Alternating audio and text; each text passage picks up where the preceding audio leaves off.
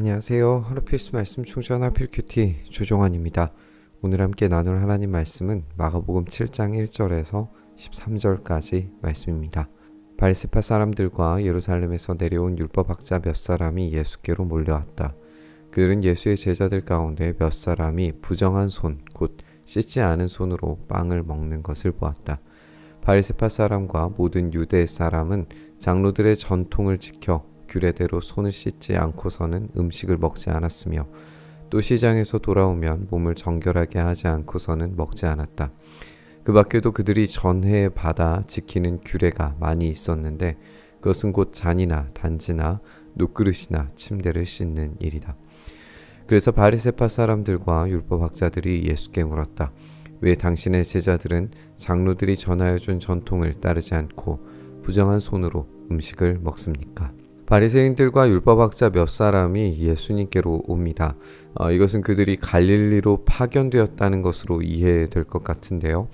이전의 본문에서 예수님의 기적으로 인해 많은 사람들이 몰려다니고 있음을 볼 수 있고 심지어는 오병이어 사건에서는 어떤 대규모 반란 세력의 느낌까지 감지되고 있었기 때문에 이들은 예수님을 중심으로 한 무리에 대한 어떤 감사를 필요로 했을지 모릅니다.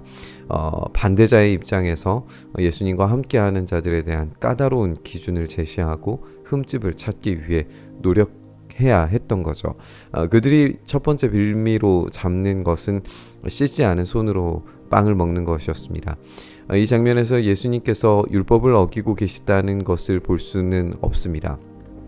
명시적으로는 제자들 가운데 몇 사람이라고 되어져 있기 때문에 예수님께서 지금 어기고 계시는 것은 아닌 것으로 보여요. 또 이 문제는 어떤 구약의 율법에 관련된 것이 아니라 장로들의 전통에 관련된 문제였다는 겁니다. 물론 위생상의 이유로 손을 씻는 것은 당연히 이루어지면 좋을 행동인 것은 맞지만 또 이제 예식적인 정결 목적으로 손을 씻는 것이 이 제사장들이 제사를 드리기 위해서 이루어지는 것이고 그런 모범을 따라하는 것을 뭐라 할 수는 없겠지만 일반 음식을 먹는 상황과 이 제사장이 아닌 백성에게 그런 원리를 확장하는 것은 그들의 잘못이 어떤 유형인지를 알게 만드는 것 같아요. 그들은 이 전통이라고 하는 틀을 만들고 모든 사람들이 그 틀 안에서만 행동하도록 제약하고 구속하고 있습니다. 그들은 그것이 정결을 지키기 위한 목적이라고 말하겠지만 하나님이 말씀하시는 정결은 형태나 틀이 아니라 본질이라는 사실을 알아야 했습니다. 예수님은 이들의 이 특별한 전통을 증명하시는데 에너지를 쏟으시지 않으십니다. 오히려 하나님께서 원하시는 본질적인 율법의 기능에 대해서 초점을 맞추실 겁니다. 예수께서 그들에게 대답하셨다. 이사야가 너희 같은 위선자들을 두고 적절히 예언하였다. 이렇게 기록되어 있다. 이 백성은 입술로는 나를 공경해도 마음은 내게서 멀리 떠나 있다. 그들은 사람의 훈계로 교리를 가르치며 나를 헛되이 예배한다. 너희는 하나님의 계명을 버리고 사람의 전통을 지키고 있다. 예수님께서는 이사야 29장 13절의 말씀을 인용하심으로써 이 바리새인과 율법학자들의 질문에 답변을 하십니다. 아직 그들이 왜 위선자인지는 밝혀지지 않았어요. 하지만 그들의 마음과 삶을 꿰뚫어 보시는 예수님께서 그들의 위선을 간파하십니다.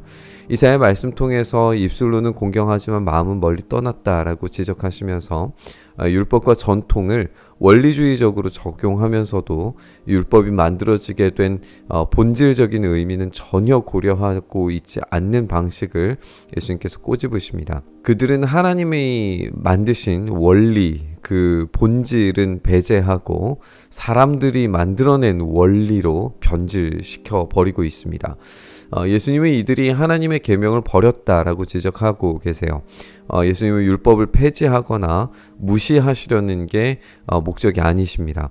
오히려 율법의 본질에 입각해서 완성시키길 원하시죠. 하나님의 법, 원칙과 원리, 본질을 오염시키고 사람의 전통으로 바꾸어서 주어 섬기는 행위로 이 율법을 폐지하고 있는 것은 예수님이 아니라 바리새인들과 율법학자들입니다.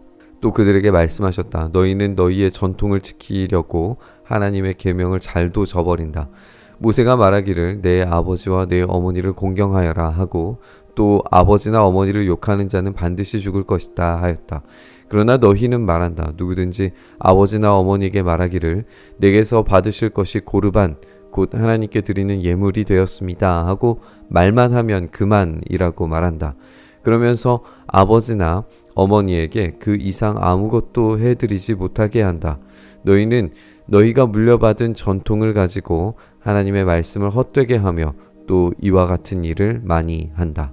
예수님은 그들이 전통이라고 부르는 것으로 하나님의 계명을 어떻게 폐지시키고 있는지에 대해서 예시를 드십니다.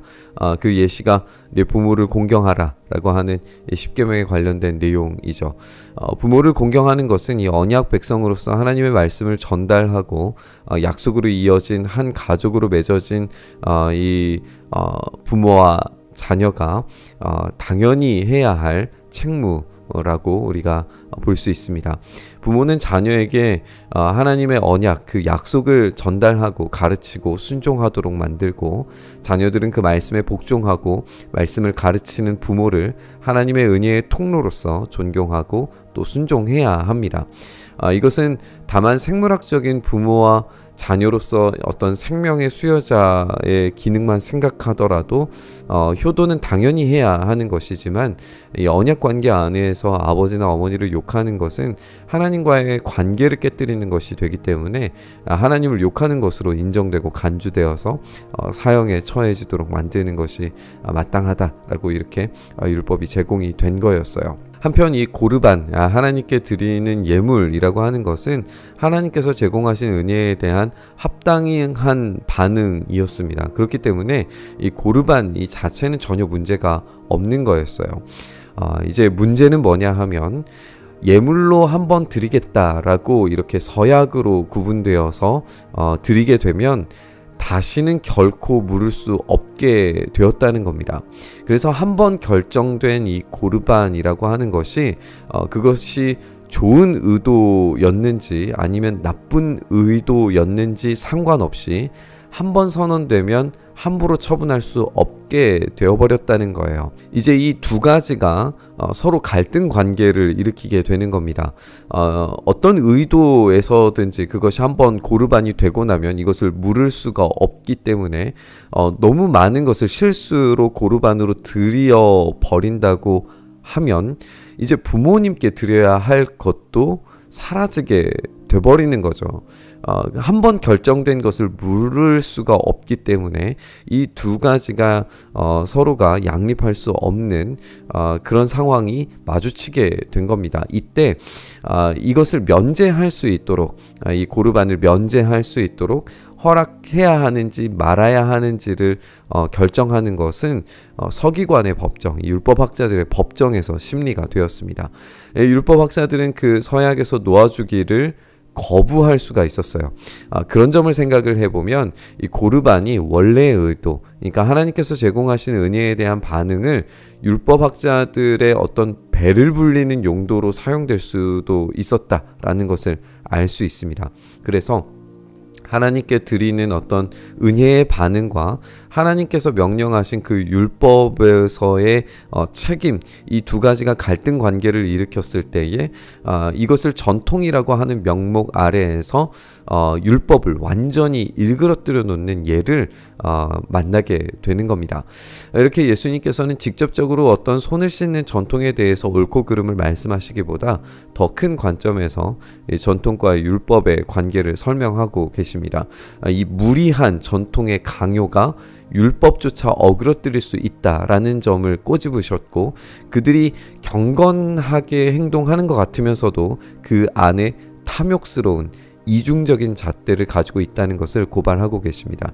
진짜 필요한 것은 하나님을 사랑하고 이웃을 사랑함으로써 지켜지는 본질적인 규칙인데 그들은 그것을 무시하고 있는 거죠.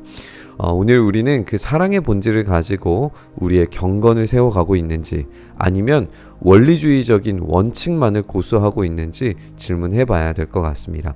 진리는 본질을 가지고 있어서 흔들리지 않지만 상황에 따라서는 유연하게 대처할 수 있습니다. 그런데 원리주의는 딱딱하게 굳어 있어서 겉으로 봐서는 흔들리지 않는 것처럼 보여서 좋아 보이지만 결국에 유연하지 못함으로 인해서 깨지고 부러져 버립니다. 우리의 삶의 체계가 주님께서 원하시는 그 본질에서 흔들리지 않고 따뜻하고 부드러운 사랑의 원리로 세워져야 되는 줄 믿습니다. 우리 주님께서는 그것을 원하셨고 그것을 우리에게 가르치셨습니다.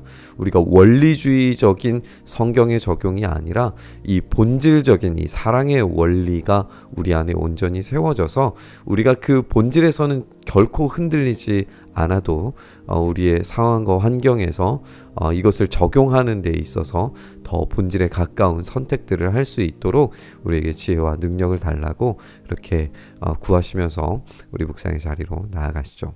주님, 우리가 딱딱한 원리주의자가 되지 않기를 원합니다.